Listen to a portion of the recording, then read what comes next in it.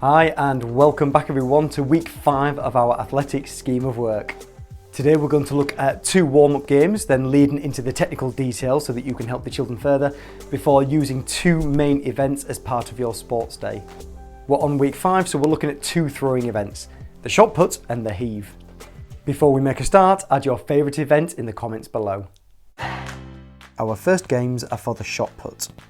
You're going to start by putting out a hoop and then marking out a throwing area with 2 rows of cones. The children, once they step into the throwing area, are then going to use the shot put technique to try and get as close to the hoop as possible. They're then going to cycle back to the start of the queue to let the other people in their team have a go.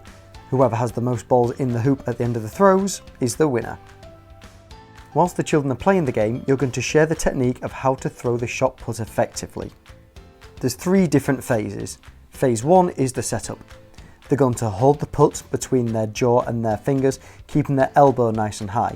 The rest of the body should be sideways with all the body weight on the back leg and the opposite arm up high. The second phase is to crunch the body up before the throw. Here the front arm rotates, bringing it inwards, the front leg lifts up and the hips rotate and we crouch down to store all that energy. From here we explode outwards, stepping forward, rotating the hips and the front arm, and then extending the putting arm forward to release the put. It's this kinetic chain of movement through the legs, the hips and the arm that gives the power to push the put. Young children often find it difficult to combine these movements fluidly, so don't worry if they don't get it straight away. Once they do build up the practice, they're ready for the throwing event. Much like the warm-up game, they're going to go into the throwing zone and then throw the ball forwards as far as they can, ideally looking at a 45-degree angle. From here, one of the children are going to measure and find out who has thrown the furthest. Ideally from here, you're going to record the results. Our second game is the heave. There's 2 different ways of doing this, but let's look at a warm-up game to look at what the heave actually is about. Much like the chest push events in week 2, children are going to get into teams of 2 and set up an area. The aim of the game here is to heave the ball so that it bounces twice in their opponent's area. If you manage to do this, you score a point. However, your opponents can move to catch the ball to stop it bouncing twice. You also score a point if your opponent fails to make the ball bounce in the square.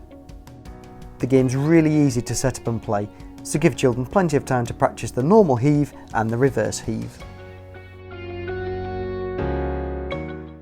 We're going to start by holding the ball, knees bent, shoulder width apart, and we're going to grip the ball through the legs.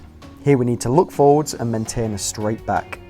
The second phase is far more explosive, with children quickly straightening their arms and legs, releasing the ball at 45 degrees.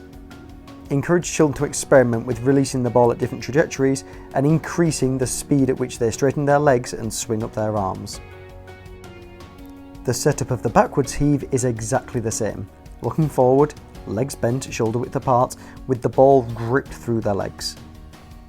The difference is this time, instead of letting the ball go at 45 degrees, we're going to let it go at 90 or above. We're going to straighten the arms, release overhead, keeping the back straight. This bit's very important so that we avoid injury.